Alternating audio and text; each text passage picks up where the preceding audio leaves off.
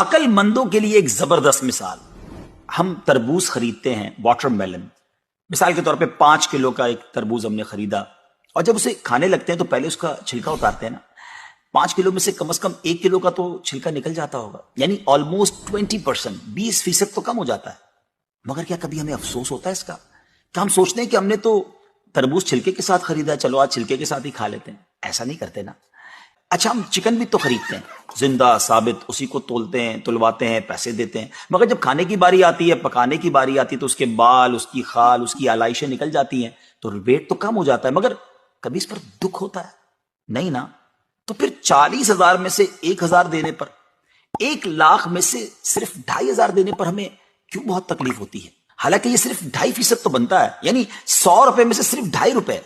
یہ تربوز، کیلے، آم اور مالٹے کے چھلکے اور گٹلی سے تو بہت کم ہے نا. اسی تو زکوٰۃ فرمایا گیا. ہاں، ایک اور بات، سال میں ایک ہی بار دینا ہوتا ہے. مالٹے کا، تربوز کا تو ہر بار چھلکا اتارنا ہوتا ہے نا. یہ 100 روپے میں سے 2.5 روپے یا 1,00,000 میں سے 2,500 روپے سال میں ایک ہی بار دینا ہوتا ہے، اور اسی کو زکوٰۃ کہا گیا. کیا برکت والا کام ہے یہ. مال بھی پاک، ایمان بھی پاک، دل اور جسم بھی پاک، اور معاشرہ بھی خوشحال.